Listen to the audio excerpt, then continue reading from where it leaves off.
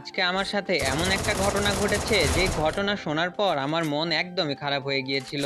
যার কারণে আমি চাই এই ঘটনাটা তোমাদেরও শোনা উচিত। আসলে আমার সাথে যে কেন এরকম ঘটনা ঘটে আমি নিজেও জানি না। Come যার here! কারণে আজকে তোমাদের এই ঘটনাটা না বলে থাকতেই পারলাম না। তো যাই হোক, এই বিষয়ের বেশি কথা না বলে চলো তোমাদেরকে আসল ঘটনাটা বলেই দিই।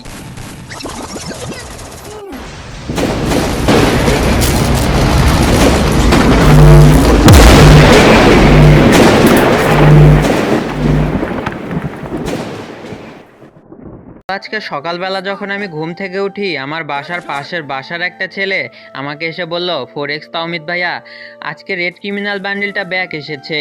তো আপনি তো অনেক বড় ইউটিউবার, আপনি বান্ডিলটা কি বের করবেন না? তখন আমি ওই ছেলেকে বললাম, দেখি, বের করার তো ইচ্ছা। আচ্ছা, তুমি কেন এসেছো, কি বলবা বলো। তখন ওই ছেলেটি বলল, ভাইয়া আপনি তো মনে হয় টপ আপ করে দেন। তো আমার 1000 ডায়মন্ড টপ আপ লাগবে। আমার কাছে শুধু 500 টাকায় আছে। 500 টাকায় কি ভাইয়া 1000 ডায়মন্ড টপ আপ দেওয়া যাবে? আসলে ক্রিমিনাল বান্ডিলটা আমার অনেক পছন্দ, আমি ওই বান্ডিলটা বের করতে চাই। তখন আমি বললাম, না ভাইয়া, এখন যেহেতু ক্রিমিনাল বান্ডিলটা ব্যাক এসেছে, ডায়মন্ডের দাম অনেক Enemy বেড়ে গেছে। nearby, detected! আর তুমি 1000 ডায়মন্ড টপ আপ নিতে গেলে 800 টাকার মতো খরচ হবে। আর যেহেতু তোমার কাছে 500 টাকা আছে, এই টাকা দিয়ে 700-800 ডায়মন্ডের মতো টপ আপ নিতে পারবা। তো ছেলেটি তখন বলল, আচ্ছা ভাইয়া, ঠিক আছে, আমাকে তাইলে 700-800 ডায়মন্ড টপ আপই করে দিন।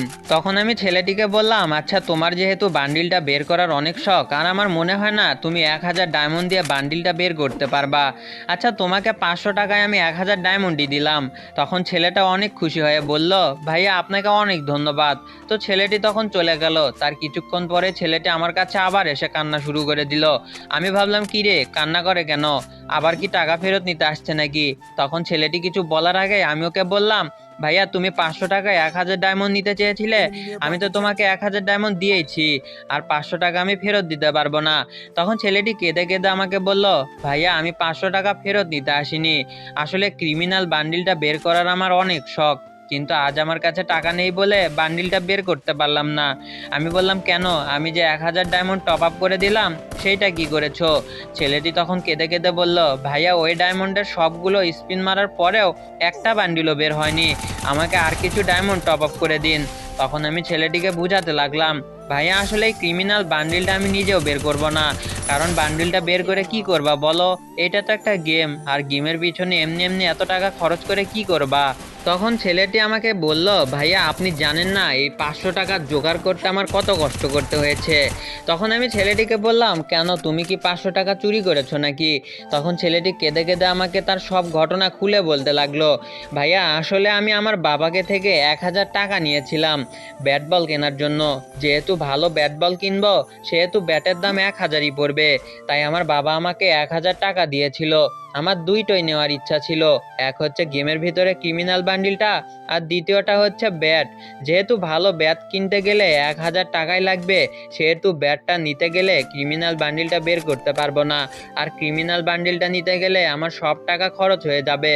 তখন যদি আমার বাবা আমাকে জিজ্ঞেস করে যে ব্যাট কেনার জন্য যে তোকে টাকা দিয়েছিলাম সেইটা কি করলি, যদি শুনতে পাই সেই টাকা আমি গেমের পেছনে খরচ করেছি, আমাকে মেরে ঘর থেকে বের করে দিবে। তখন আমি অনেক ভাবার পর 500 টাকা দিয়ে একটা ব্যাট কিনি। ব্যাটটা 500 টাকা দাম হলে অনেক ভালো ছিল।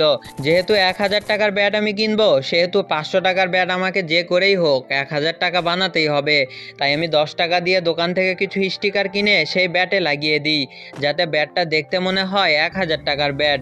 আর সেইখান থেকে বাকি 500 টাকা দিয়ে আমি ক্রিমিনাল বান্ডিলটা বের করতে চেয়েছিলাম। কিন্তু আমার ভাগ্যটা এত এত খারাপ ছিল যে একটা বান্ডিল আমি বের করতে পারলাম না। আমার বন্ধুকে থেকে আমি শুনলাম তার নাকি শুধুমাত্র 1200 ডায়মন্ডেই নিয়ন ক্রিমিনালটা বের হয়ে গিয়েছে। তা আমি ভাবলাম আর 200 ডায়মন্ড যদি কোনোভাবে জোগাড় করতে পারি, তাহলে যদি আমারটাও বের হয়ে যায়। তাই ভাইয়া আপনার কাছে আসলাম, আমাকে প্লিজ প্লিজ আর 200টা ডায়মন্ড টপ আপ করে দিন না। আমার বন্ধু যারা ছিল তারা সবগুলা বান্ডিলই বের করে ফেলেছে, কিন্তু আমি এখন পর্যন্ত একটা বান্ডিলও বের করতে পারলাম না। আমার বন্ধুরা আমাকে শুধু কেলাবে নুব বট বলে। তো এখন আমি কি করব আমি নিজেও বুঝতে পারছি না। তখন আমি তাকে ভালোভাবে বুঝালাম যে, ভাইয়া এই টাকা দিয়ে যদি তুমি একটা ভালো শার্ট কিনতে, তাহলে তাহলে সেটা তোমার কাছে থেকে যাবে।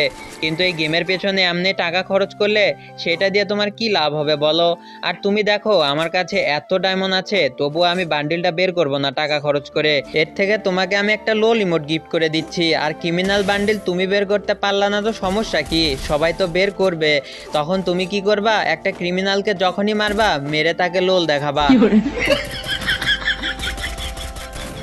তো বন্ধুরা তোমাদেরকেও বলবো, এমনি এমনি এই ক্রিমিনাল বান্ডিলটা এত ডায়মন্ড খরচ করে, এত টাকা খরচ করে কি লাভ তোমরাই বলো? এর থেকে একটা লোল কিনলেই তো হয়ে যায়। যারা যারা এই ক্রিমিনাল বান্ডিলটা নিয়ে খেলবে অথচ আমাদের হাতে মার খাবে, তাদেরকে একটা লোল দেখিয়ে দিলাম।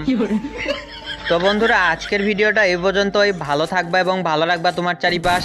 আল্লাহ হাফেজ। আর ভিডিওতে একটা লাইক করতে ভুলবা না।